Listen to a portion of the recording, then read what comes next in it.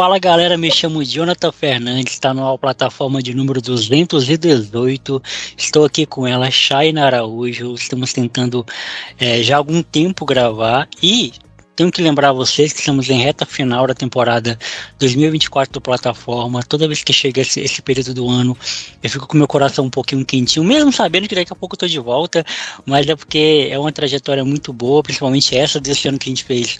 Muito boa, só convidados à altura de nível que a gente trouxe aqui. Fico muito feliz com cada convidado que eu trouxe, que eu trago aqui. Convidados que voltam à plataforma também é muito importante, é muito legal. E o feedback de vocês também é muito importante. E, para começar, eu queria que você se apresentasse, minha amiga. Para quem não te conhece, fale um pouquinho de você. E muito obrigado por você ter aceitado o convite. Jonathan, muito obrigado por ter me chamado para participar do seu podcast. Para mim é uma honra.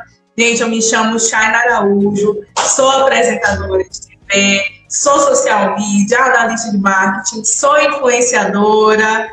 Para quem me acompanha, um abraço. E é isso, eu sou mil e uma coisa, Jonathan. É muito complicado para a gente, né? Mas é bom isso também, porque eu também sou esse cara que sou mil e uma coisa, mas às vezes eu acho que não faço nada.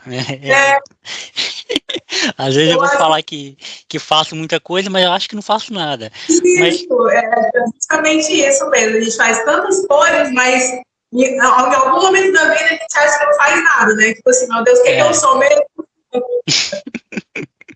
Exato. Chayna, como a gente já tinha falado um pouquinho em off sobre como funciona a plataforma, né? A plataforma ele é um programa de bate-papo, né? Eu gosto de usar o termo bate-papo para não ficar fixado naquele termo entrevista, né? Que é o termo de perguntas e respostas. Mas é um programa de bate-papo onde eu gosto de entender a história das pessoas e se chama plataforma exatamente por isso, porque é um lugar onde as pessoas podem debruçar suas histórias, né? Um pouco poético isso, essa coisa.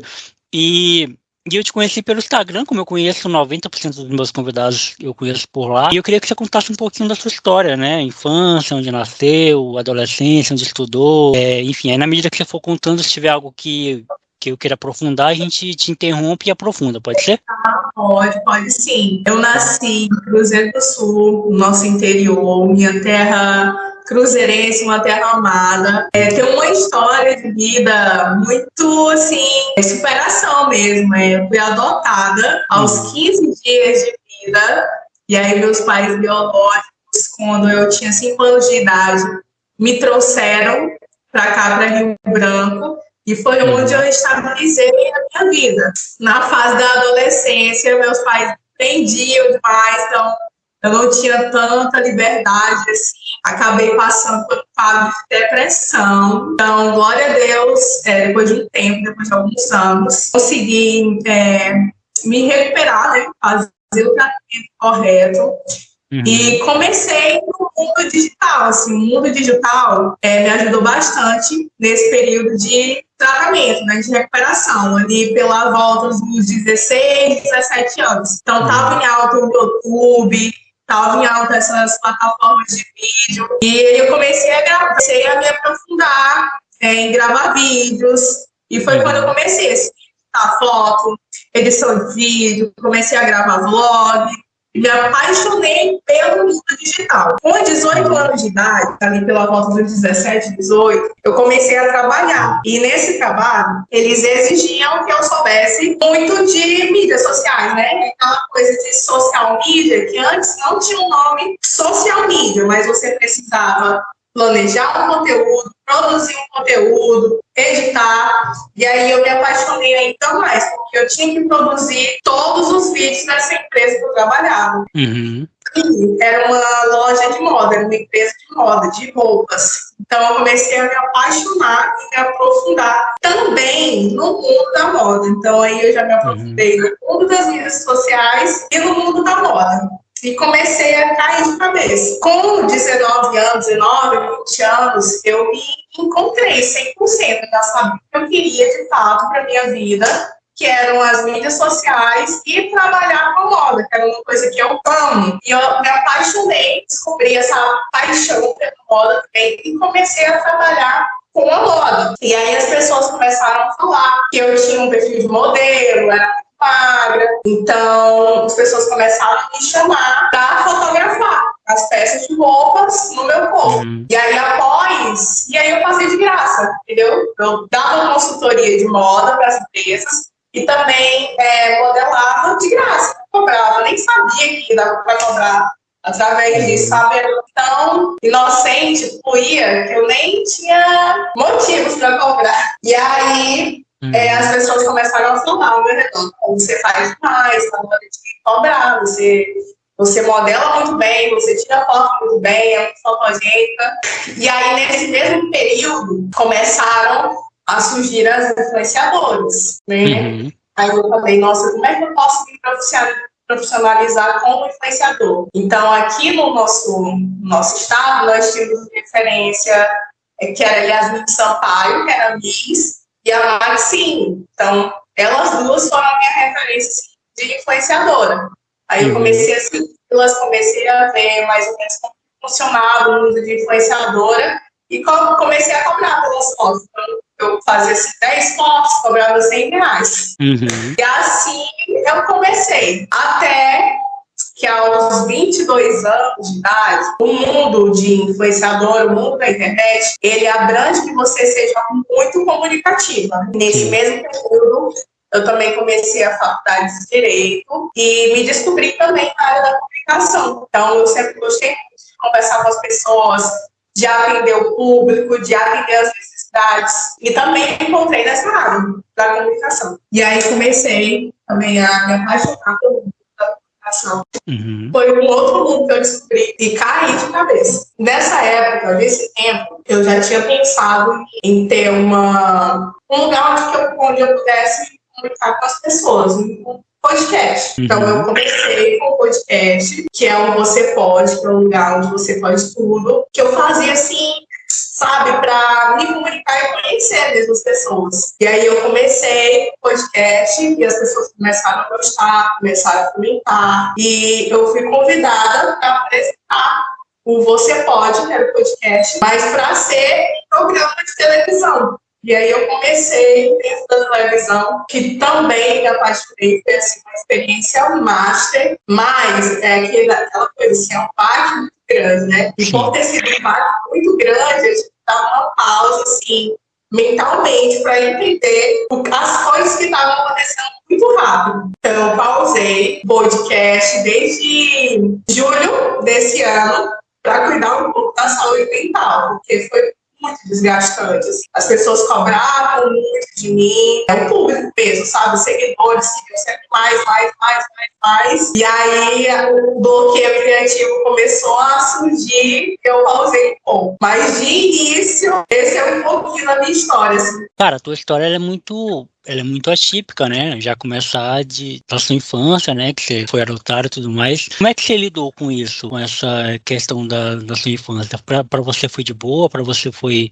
Nunca foi uma questão? Porque eu te faço essa pergunta porque eu conheço pessoas que foram adotadas que isso não é nenhuma questão pra essa pessoa, né? Tipo assim, depois da fase adulta, óbvio, teve aquela explicação, pá, de falar que não era filho biológico e tudo mais, mas não foi nenhuma questão. Tem aquela questão do estereótipo também de que toda criança que passa pelo processo de adoção tem uma questão traumática, mas não é uma regra, não se aplica a todo mundo. Para você, como é que foi esse processo? Então, é uma situação bastante atípica mesmo, mas para mim foi um processo assim, eu digo que é muito tranquilo, porque os meus pais, primeiro que eu fui adotada com 15 dias de vida, então não tinha muita ciência do que estava acontecendo, né? Mas também porque os meus pais souberam lidar com essa questão da adoção desde cedo. Então, assim, com 4 a 5 anos, eles conversavam e falavam assim: filha, você não nasceu da barriga da mamãe, você nasceu do coração. Você é filha do coração. Então, quando você vai crescendo, ali para os 8, 9 anos de idade, e adquirindo uma maturidade, entre aspas, né, para entender que você não veio da barriga da mãe, digamos, né, entre aspas, aí é uma coisa que já está construída, formada ali na cabeça da criança, porque desde pequena minha mãe conseguiu botar e conseguiu trabalhar bem. Então, eu nunca tive curiosidade de conhecer com a minha mãe, meus pais biológicos, e meus pais criaram mesmo como filha, assim, eles não gostam de falar disso, sabe? Para eles é o cúmulo, sabe? Eu digo, mãe, pai, é a minha história, não tem o que fazer. Mas ela me procurou, minha mãe biológica, então eu lidei sempre muito bem com isso. Então, tipo assim, para mim, teve um trauma, é porque eles souberam, né, construir bem desde a infância até a fase adulta, a vida adulta. Então, para mim, não tive problema. Com 13, não tive curiosidade de conhecer. Com 13 anos de idade, a minha mãe biológica, ela me procurou.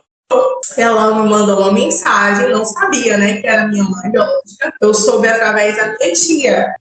Comentei com a minha tia. Falei, tia, essa moça tá falando comigo. Você já sabe quem é ela? Uma mulher, né? E aí ela falou assim, é a sua mãe biológica. E eu já fiquei tipo, assustada. Falei, meu Deus, mas como assim ela sabe meu nome? Como assim ela me conhece? E aí ela mandou uma mensagem assim, minha filha, eu te procurei por muitos anos. Quero falar com você, mas daqui não consigo, porque eu não tenho internet. Não tinha recursos, né, para conseguir falar comigo através de ligação ou internet. E aí, para mim, foi tipo assim, um pulo na minha cabeça. Né? Eu falei assim, meu Deus, mas como assim? Eu não respondi. Foi assim, uma mensagem que eu deixei, sabe? Ela não procurou, acho que por isso, por ela não ter curso, não ter como ligar, possivelmente mora no interior. Eu parei, assim, não falei mais. Mas é como você disse, uma adoção que ela não é bem construída ali na cabeça da criança, ela gera traumas, né? Porque, além de eu ser adotada, eu digo que a minha família é uma família de adoção, porque eu sou adotada e eu tenho 2 primas também que são. Então, eu sou adotada, a minha irmã, que eu tenho uma irmã de sangue, também foi criada dentro da família, só que como primas. Fui criada com a minha irmã sendo prima. Entendi. Irmã da mesma mãe. E aí a outra, a terceira, que é adotada, ela não tem esse vínculo sanguíneo, né, digamos. Mas que também foi uma terceira criança adotada na família. E aí a minha tia, ela, que é a mãe da minha irmã, ela não conseguiu construir bem na cabeça da minha irmã. Ela não falou desde a infância. Ela contou quando a minha irmã já tinha 11 anos de idade. Então, o baque foi muito maior, né? Porque é como se toda a sua vida tivesse sido mentira. E aí ela se revoltou mesmo, teve muitos traumas irreversíveis, né? Que aí você tem que fazer muito tratamento para poder lidar. Mas a minha, glória a Deus, meus pais souberam construir bem. Mas eu fico pensando assim, nossa, eu imagino se meus pais não tivessem falado para mim. Como que eu me sentiria, sabe? Porque realmente é aquela coisa, meu Deus, a minha vida inteira não mentira. Então, se eles mentiram isso, que será mais que eles também têm mentido, sabe? É aquela coisa. Apesar de ter muita gratidão, que as pessoas falam muito, né? Ah, mas na situação dela, eu vi de perto. As pessoas falavam, ela tá revoltada, mas teve tudo, teve amor, teve isso. Mas é o interno mesmo, é a sua cabeça que fica. Porque eu, graças a Deus, muita gratidão pelos meus pais adotivos, mas também pelos meus pais biológicos, porque a minha mãe, ela me doou porque não tinha condições de cuidar de mim. Então, assim, eu fico imensamente honrada, porque ela não maltratou, ela não matou, ela não assassinou, né? Pelo contrário, ela deu para alguém que pudesse cuidar de fato. Mas quando você não constrói esse pensamento desde cedo, e aí surge um baque quando você já tem uma cabeça totalmente formada, é realmente traumatizante. Cara, porque tem uma questão de identidade também, né? Que a gente constrói algo identitário, digamos assim, que é muito pessoal, né? A sua história é a sua história, ninguém pode vivê-la por você, ninguém pode acrescentar ou diminuir nada por você. Então isso faz parte também do que é construído na nossa vida, né? De onde a gente veio, por que a gente está ali. Volta e meia eu converso com meu tio, né, que é a pessoa mais próxima assim, da família do meu pai, porque eu não sou muito próximo do meu pai, e eu fico horas e horas ouvindo as histórias dele, tipo, ele contando dos meus avós, que são os pais dele, né, do Seringal, como é que eles chegaram em Rio Branco, como é que era a infância dele, porque, e querendo ou não, isso faz parte da minha história também. É o mais próximo que eu posso chegar da minha história, sabe? De onde eu vim. É esse contato, porque meus avós já morreram. Então, o mais próximo que eu posso chegar é isso. Querer roubar isso da gente, querer tirar da gente a nossa história, né? Tipo, de onde a gente veio, querer roubar um pedacinho da gente, de certa forma, né? E aí você falou uma coisa muito, muito legal quando você falou, tipo, se mentiram sobre isso, né? Como acreditar no restante, né? Que é a questão também da autenticidade das coisas, né? A gente costuma dizer que muitas coisas são imperdoáveis, mas a gente fala pouco da questão da mentira, né? Tipo, de como não falar a verdade, porque você substitui a verdade por outra coisa, então, no fim das contas, o resumo da ópera é mentira, né?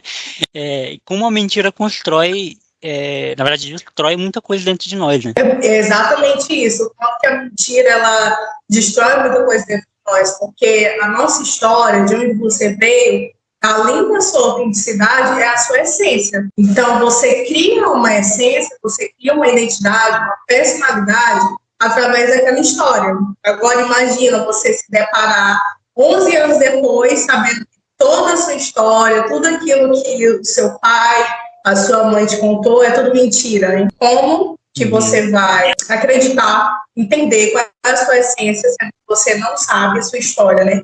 Ainda mais descobrir de forma tão abrupta, né? Assim, é muito difícil, é muito difícil. E aí, inclusive, essa minha tia, a minha mãe me adotou porque ela não podia engravidar, os meus pais, né? Me adotaram porque não podiam engravidar, e era o sonho deles ter uma filha. E a primeira tentativa foi através de uma barriga de aluguel, que eles não conseguiram, e eu fui a segunda tentativa, que a minha mãe biológica, né, não podia cuidar e acabou me dando para eles. Então, tipo assim, eu fui aquela felicidade, uma coisa que eles queriam muito, que eles planejavam, foi um sonho mesmo. Já a minha irmã, a minha prima irmã, ela acabou, assim, dentro da minha família, porque a minha mãe biológica já conhecia os meus pais, né, porque já tinha me dado para eles. Então, ela, assim, entre aspas, mesmo se ofereceu. A minha irmã, ela já tinha oferecido, abriu umas aspas bem grandes, né, se ofereceu uma criança. Ela já tinha oferecido para outras famílias e as famílias não aceitaram, não quiseram. Então, a última tentativa foi dos meus pais, realmente. Os meus pais já tinham, então já ficaram meio receosos, porque era muito pequena, tinha 2 anos de idade, então acrescentar uma outra criança num âmbito familiar assim também de forma bruta, eu acabei brigando muito, né, com minha irmã, aquela intriga mesmo, aquela birra. E aí eles não puderam ficar com ela e acabaram perguntando para minha tia se a minha tia não queria essa criança, né? E aí a minha tia disse que sim, que também não podia ser mãe, então seria uma ótima opção, né? E após esses 11 anos aí, ela descobriu depois que era adotada, minha tia engravidou, minha tia conseguiu engravidar. Após 40 anos de idade, ela conseguiu ter o primeiro filho biológico, então foi assim uma revolta para minha irmã, então foram mais traumas psicológicos e só traumas, através de uma mentira, poderia ser contado desde pequena, né? Assim, foi um trauma gerado que foi, infelizmente, necessário, mas que ela não soube trabalhar isso na cabeça da criança. Cara, e assim, desde criança que você é comunicativa e tal, como é que é a comunicação entrou na sua vida, assim, de forma mais direta, né? Então, quando eu era criança, por ser filha única, os meus pais, eles sempre entenderam muito. Então, eu nasci ali numa família em que a minha mãe era dona de casa, casa, meu pai policial militar. Então, assim, eu cresci naquele âmbito bem majoritário, sabe? O homem manda pra casa, a mulher tem que ficar mais estável nela. Então, eu sempre fui uma criança muito reprimida. Então, eu não era nada comunicativa. Então, por ser filha única, meu pai não me deixava sair de casa. Então, eu não tive esse contato de ter uma infância feliz, de brincar na rua, nem nada. Eu fui criada assim, uma criança Nutella de verdade, entendeu? Uma criança que não saía, que era com as coisinhas dentro de casa, era brincar em casa. Então, por ser filha única, tudo era voltado para mim, mas eu não tinha ninguém. Então, tipo assim, eu tinha videogame, eu tinha brinquedos, tinha tudo, mas era aquela infância muito solitária, porque meu pai, com certeza traumatizado, né, já via muita coisa acontecendo, estupro, sequestro, então, assim, muitos crimes sempre aconteceram, né? Então, acho que por ele ter esse medo, ele acabou me privando, assim, da infância geral mesmo, até na adolescência. Por isso que eu te falei que na adolescência até aderi uma depressão, justamente por isso, porque eles me prendiam muito. Então, eu cresci sendo muito reprimida. Então, não tinha voz em casa, era muito calada, não gostava de ver pessoas, eu não gostava de conversar com as pessoas. Então, na escola eu ainda consegui descobrir um pouquinho, assim. Eu tinha amigos, conseguia conversar, externalizava em casa, mas fora da escola já voltava a repressão de novo. Então, assim, eu cresci a vida inteira acreditando que eu era mais introspectiva do que uma pessoa mais extrovertida. Então, eu tinha essa certeza, né? Porque, como eu era muito reprimida, não tinha com quem conversasse, meu pai, ele não conversava muito, a minha mãe não, então eu cresci nesse âmbito de repreensão mesmo, de introspectividade. E eu fui descobrir que eu era muito comunicativa após os 18 anos, que foi quando eu comecei a faculdade, comecei a fazer cursinho, né, para fazer a faculdade. Com 19 anos, entrei na faculdade, então eu ganhei um pouco mais de liberdade, digamos, né?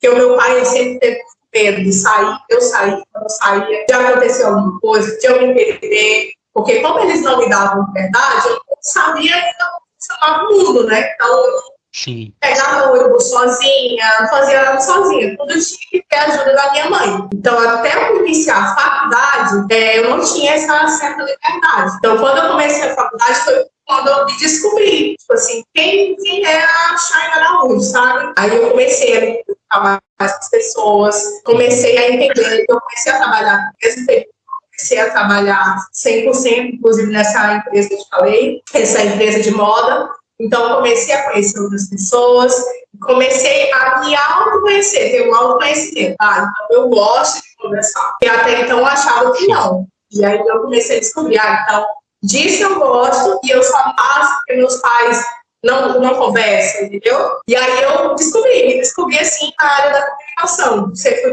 Comecei a ser muito comunicativa, né? E aí foi quando eu tive a oportunidade de começar direito na Uninorte. Não era uma faculdade dos meus sonhos, não era a faculdade que eu queria, medicina para cuidar das pessoas, né? Esse contato, assim, cuidar de mas os nossos planos nem sempre dão certo, né? Eu comecei no direito, e no direito eu me encontrei e acabei odiando a medicina. Dentro do direito, eu encontrei também o jornalismo, que era tudo que eu sempre quis, assim. O jornalismo foi uma faculdade que eu não fiz, ainda não faço, mas que eu comecei a ver que era o que eu sempre procurei. Mas hoje eu estou concluindo, estou no 10º período, na verdade, de Direito, e é uma faculdade também assim, que eu amo, porque também traz muito isso da comunicação. Por isso que eu te perguntei nesse negócio da comunicação, porque eu já gravei com vários jornalistas aqui, vários jornalistas acreanos já passaram por aqui, e não acreanos também, e eu gosto sempre de perguntar sobre essa questão da comunicação, como que entrou, e realmente é um troço viciante, né? Eu falo por mim, assim, tipo, eu cresci nos anos 2000, né? Então eu cresci com uma TV aberta, eu cresci com a rádio dentro de casa, eu sou apaixonado por rádio, eu criei o podcast por causa do rádio, né? Que eu sou apaixonado por rádio, então o podcast em áudio se aproxima muito do que a gente ouvia na época que não tinha streaming e tudo mais, e a sua história é um pouco parecida com a minha também, assim, embora eu tivesse muito contato com minha mãe, e eu e minha mãe sempre fomos bons amigos, né, que conversavam sobre tudo e muita de muita coisa, dentro de casa não era um lar muito fértil para boas conversas, assim, né? Para conversas que a gente geralmente vai ter na escola, ou com amigos, ou com... E assim, eu também fui um cara, eu nunca fui um cara muito... gostou de muita coisa de hétero, sabe? Inclusive eu tava conversando isso com um amigo meu hoje. Tipo, que um homem hétero gosta de quê? De carro, de moto. Nunca gostei de carro nem de moto. Eu gosto de falar de mulher, nunca gostei de falar muito de mulher. A única coisa de hétero, assim, que faz parte do meu mundo é o futebol, que eu sou apaixonado por futebol. Mas hoje em dia até o futebol é algo de mulher também, né? Não é algo só mais, tipo, de homem, né? Muitas mulheres gostam de futebol até mais do que muitos homens. Então, isso também foi uma barreira para mim, assim, até para me comunicar com as pessoas, assim, não à toa, eu sempre tive mais facilidade em fazer amizade com mulher do que com homem, né? Agora eu tô namorando, né? Então não posso nem falar muito isso. Não posso nem falar muito essas coisas, mas, enfim, eu sempre tive mais facilidade. Mas isso tem uma explicação muito lógica. É fruto da minha mãe, entendeu? Porque eu sempre conversei muito com a minha mãe dentro de casa. Né? Sempre foi um assunto de mulheres, assim, foi muito aberto pra mim. Tipo assim, meu padrasto ia trabalhar, ficava só eu e minha mãe em casa. Até os 11 anos de idade eu era filho único. Então, eu e minha mãe sempre fomos muito parceiros um do outro. Então, a gente passava pelas barras juntos, pelas alegrias juntos. E, óbvio, né, que na adolescência você vai conhecendo outras coisas, outras pessoas, aí você vai abrindo seu leque de ideias, assim. E eu acho que com você o processo também foi o mesmo, né? Você, quando foi conhecendo o mundo, conhecendo as pessoas, foi se abrindo mais para conhecer outras coisas, tá aí e tudo mais. Quando você olha para trás, e aí é uma pergunta filosófica também, e eu tô fazendo essa pergunta também baseado no que eu senti. Quando você olha para trás, assim, da sua vida, você olha, assim, com a sensação de, nossa, passei? Ou você olha com um olhar, assim, foi necessário passar, que bom que eu passei? Nossa, é uma pergunta que vale a pena ser pensada. Eu acredito que, quando eu olho para trás, eu penso, que bom que eu passei isso, porque foi necessário. Eu acredito que tudo que a gente passa, nada é por acaso. Tudo tem um propósito. Sim. Então, se eu não tivesse passado pelo que eu passei, eu não seria a pessoa com o caráter que eu sou hoje. Então, tudo que eu já passei foi necessário para que hoje eu seja a pessoa que eu sou agora, sabe? Uma pessoa melhor. Todo mundo tem seus defeitos. Mas quando a gente olha para o passado, vê os nossos defeitos do passado, a gente consegue administrar os nossos defeitos e transformá-los em qualidades no presente. Então, quando eu olho para trás, é isso que eu percebo. Foi necessário passar por tudo que eu passei para que hoje eu tenha o caráter, eu tenha a personalidade de hoje. A personalidade e a cabeça de hoje. Da hora. Que bom, então. Que bom que funcionou com você, né? Eu queria tudo certo. Jonathan, agora você falou uma coisa assim interessante, que depende muito de cada ponto de vista, né? Depende muito de como que você olha para o seu passado e como que você quer que ele te ajude no presente. Eu sempre amei muito história, toda da matéria, assim, sim. Então, no início, assim que eu comecei a estudar, eu pensava, meu Deus, por que a gente estuda história? Assim, e já passou uma coisa tão chata, né? E aí, na fase adulta, eu comecei a me apaixonar pelo direito. Estuda muito também a parte da história, né? E eu pensei, caramba, como a história é incrível, porque é através do passado que você consegue ter grandes referências do futuro e consegue moldar o futuro melhor. E aí eu trouxe também isso pra minha vida. E é isso. Inclusive, cara, um assunto que eu falo muito, que eu venho falando muito, tem sido recorrente nos últimos podcasts que estão gravados com as pessoas, é sobre essa questão da maturidade, né? Que às vezes a gente gosta de olhar muito com uma questão romântica para a maturidade, né? Tipo assim, nossa, a pessoa amadureceu e tal. Só que quase toda maturidade é fruto de muita dor. Né? É fruto de uma passagem muito de aprendizado, assim. Às vezes a gente amadurece, mas passando por muito perrengue, né? Eu falando da minha própria história, inclusive. Meu pai sempre foi ausente, eu fui criado por um padrasto não muito legal, cumpri o seu papel como marido da minha mãe e tal, mas o papel de pai mesmo, assim, nunca foi presente, como perdi meu avô muito cedo. Então, assim, agradeço muito por todo o entorno familiar que eu tive, da própria família do meu padrasto mesmo. Eu ganhei uma família que eu não tinha, da minha avó materna, minha mãe. meus amigos, eu não gosto muito de diferenciar, sabe? Tipo, amigo de família. Para mim, amigo também faz parte do meu núcleo familiar. Meus amigos estiveram comigo numa parte da minha vida que a minha família não esteve. Eu não tenho como descartá-los como família também. Tudo isso que você falou, né? Pegando esse gancho que você falou, que você é hoje, porque é fruto do que você viveu, essa maturidade também é fruto de muita coisa que, caramba, se a gente pudesse mudar, a gente mudaria, né? Não é como se a gente olhasse para o passado que a gente passou e falasse, nossa, como foi perfeito. Não, a gente não queria passar por coisas que eu não queria ter meu pai ausente. Se eu fosse uma escolha minha, eu não queria isso, né? Eu não queria que, que meu padrasto fosse o cara que ele foi.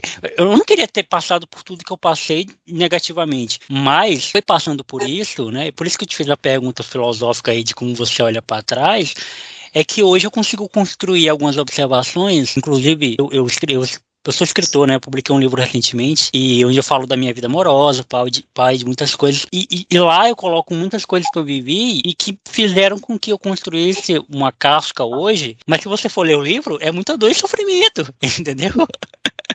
Mas assim, é necessário, né? Jonathan, justamente isso. Eu também sou escritora, tá? Outro ponto que eu esqueci de falar aqui, eu sou poetisa. Eu também escrevi um livro, mas não publiquei por medo, assim, por vergonha, sabe? Mas para com isso. Eu nunca tive seguro, assim, nossa, eu preciso publicar esse livro. Mas vai com vergonha mesmo. Se você for esperar passar a vergonha, você não vai publicar, não. E aí eu acabei não publicando, mas eu costumo dizer que toda pessoa que ela escreve, que é escritora, a gente tem muita tristeza. Assim, eu nunca conheci um escritor que ele fosse sempre feliz. Porque toda pessoa que escreve tem uma grande profundidade, uma grande filosofia. Essa filosofia, essa profundidade, ela vem justamente disso que você falou, assim, através de um sofrimento que a pessoa já passou, né? Que muitas vezes, justamente por um outro ponto que você falou, da infância. Ou então por um amor, geralmente da infância, né? Mas também pode ser um amor, uma grande decepção amorosa, um luto, mas é como você falou, ela vem do sofrimento. A maturidade, ela é adquirida pelo sofrimento. Ninguém nasce tendo maturidade. Maturidade é adquirida pelas experiências. Claro que se nós pudéssemos mudar muita coisa das coisas ruins, que muitas vezes são desnecessárias viver, mas que infelizmente são essenciais para a formação dos caráteres, já que estão sendo influenciados, né? Se pudesse mudar, sim, de fato, talvez mudaríamos, mas será que nós seríamos as pessoas que nós somos hoje? É uma coisa assim a ser pensada, né? Que, assim, se nós não tivéssemos passado por esse sofrimento, quem nós seríamos? Recentemente eu achei um filme que deixou muito pensativo, principalmente nesse gancho assim, de tempo, né? Se uma coisa ela não acontece, quem que você seria no futuro? Esse filme ele se chama, acho que é A Dor da Tormenta. Não sei se você já ouviu, acho que é mais ou menos assim. Não. A história da tormenta é mais ou menos desse tipo, que ela é um filme que fala sobre a linha do tempo, que uma moça do futuro, ela consegue mudar o passado de um garoto, só que mudando o passado desse garoto, ela também muda o futuro dela. Então ela se torna outra pessoa.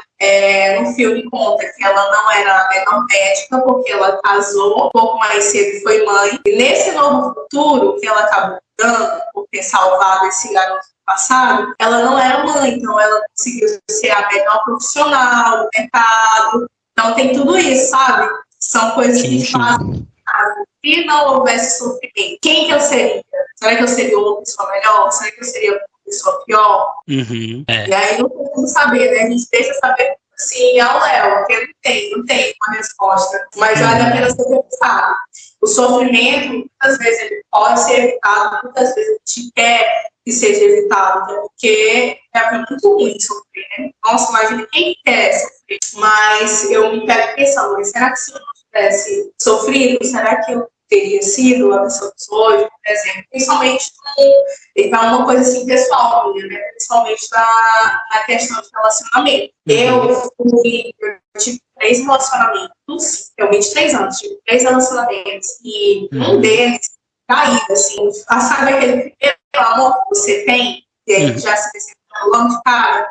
Sim. E aí ele me decepcionou muito. Aí eu senti que meu mundo ia acabar, sabe? No chão. Uhum. Então, através dessa desilusão amorosa que tive, essa decepção, eu comecei a amadurecer mais os sentimentos e a amadurecer quem que eu queria estar ao lado de mim, assim, ao lado da minha vida. Sim. Quais eram as características que ele tinha, que eu comecei a notar, que eu não queria que o amor da minha vida, né, a pessoa que eu casasse, não tivesse. Uhum. Que é justamente o que eu estou te falando, é tudo assim da história, né? Você pega o passado e consegue modificar um pouco o presente. Olha para o passado e fala, o que é que eu posso pegar nisso que já sofri, o que é que eu posso mudar para o presente para que não aconteça no futuro. E é bem isso mesmo. Uhum. Sim, a minha grande deusa, poetisa, Cecília Meirelles, ela fala isso, a maturidade é o resultado de uma longa e difícil jornada, mas é também um momento em que se pode colher os frutos da experiência, né, que no caso, o que é construído, e é muito isso, realmente, e eu sempre falo que crescer dói, né, cara,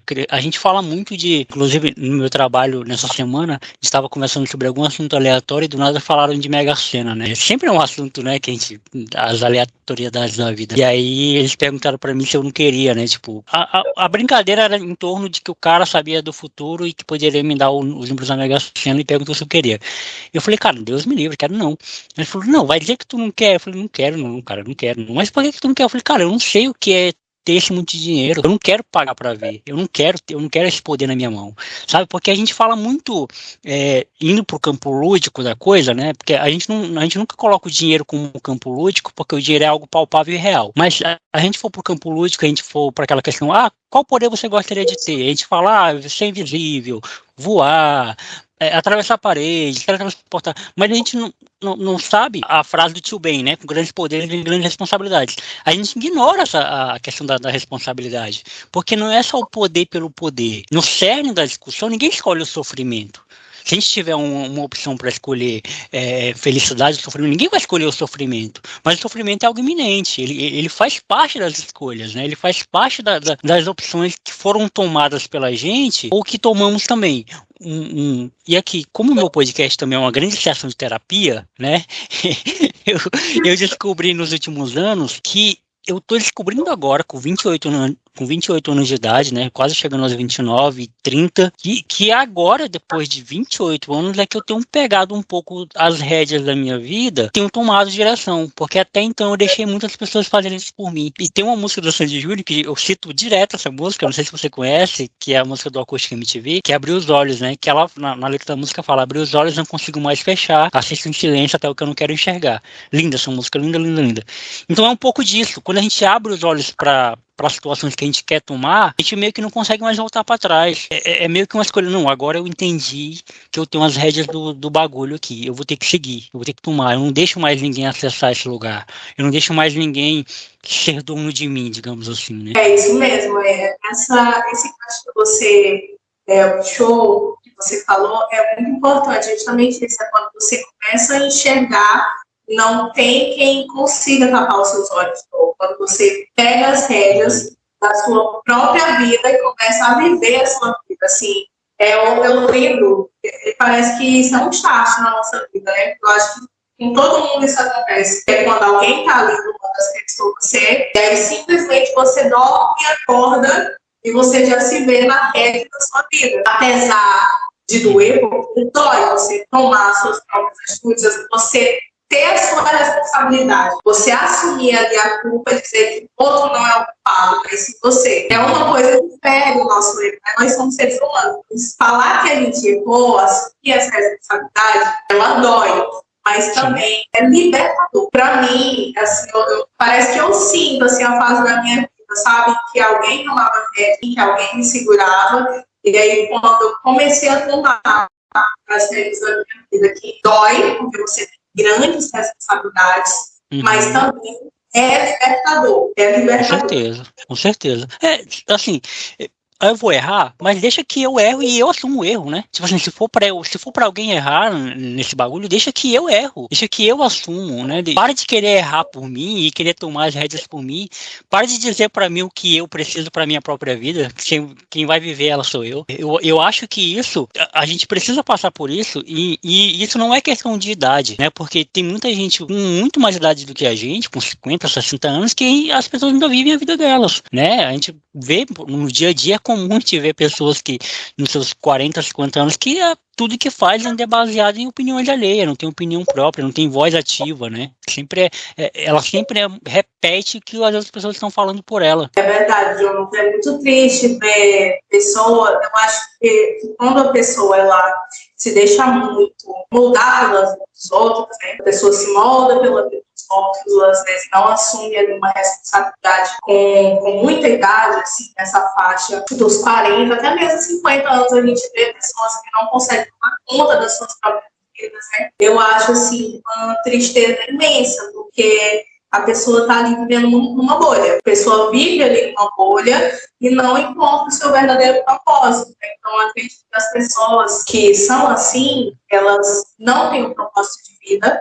Além de viver numa bolha, com certeza elas devem viver assim, numa tristeza profunda. Porque, assim, eu me vejo e falo, cara, quanto eu sou feliz por ter essa liberdade. Mas o quanto que eu era triste por não tê-la. Porque eu não tive tão cedo, porque eu fiquei assim, eu me sentia aprisionada mesmo, pais. E a partir do momento que eu disse que saí da prisão, eu comecei a ter mais responsabilidade, tomar as rédeas da minha vida, foi assim, como a gente está conversando, tirar a venda dos olhos, porque você começa a enxergar o mundo como realmente ele é. Eu trago isso assim também muito para o meu pessoal, né? Que eu sempre admirei muito meu pai e gostava um pouco menos da minha mãe, sabia disso? Freud até explica que a menina, ela sempre vai preferir o pai do que a mãe, porque psicologicamente, na infância, parece que a mãe e a filha, elas criam uma rivalidade, né? Uma rivalidade saudável, a gente coloca entre aspas. E aí o pai se apaixona, se você é uma pessoa que ela admira supremamente. E aí o meu pai, por isso, na minha infância, eu sempre admirei demais. Pra mim, ele era tipo assim, Deus, sabe? Pra mim, o meu pai adivinhava todas as coisas. Às vezes, ele estava assistindo o filme, e eu falava assim, do que é esse filme? Ele falava assim, minha filha, é de ação. Minha filha, você não pode assistir esse não, que é terror. E eu ficava assim, meu Deus, como meu pai sabe de todas essas coisas, sabe? Meu Deus, meu pai é um Deus, como que ele sabe que esse filme é de ação? E aí já minha mãe sempre cuidou muito de mim, sempre assim, minha mãe, outra pessoa maravilhosa, eu já não tinha tanta admiração, porque ela quem brigava comigo. Meu pai trabalhava o dia inteiro, então quando ele me via, a função dele era o quê? Era cuidar, era brincar, não era brigar, né? E a minha mãe que cuidava de mim o dia inteiro, e a função dela era dar as regras, brigar comigo, eu já não gostava tanto. Então, eu não gostava tanto da minha mãe, porque ela brigava comigo, né? No caso. E aí, quando eu cresci, eu comecei, parece que assim, tiram as vendas, né? Que você começa a ver a verdade. E aí eu comecei a perceber que meu pai não era tanto a pessoa que eu admirava, que eu admirava muito mais a minha mãe do que ele, pela garra, pela força, por ser muito batalhadora, sabe? Assim, de cuidar mesmo de uma criança, tomar essas regras, e aí você começa a enxergar a verdade. E aí, quando eu cresci, eu fiquei, caramba, como que pode, sabe? Assim, alguém que eu era completamente apaixonada e admirava, assim, quando você cresce, começa a enxergar a verdade, é muito incrível. É isso, cara, da hora, muito bom trocar essa ideia com você durante esse período. Quase que a gente não consegue gravar, né? A gente... coisas que o público não precisa saber, mas a gente é verdadeiro, a gente tem que falar isso aqui para as pessoas. Mas a gente conseguiu, e assim, cara, e vale a pena sempre reforçar isso, né? Que eu fico muito grato quando a pessoa aceita o convite já. Porque as pessoas me perguntam, né, Jonathan, tu recebe muitos não? Muitos, cara. Tipo, recebo muitos não, assim, quando eu vou convidar pessoas.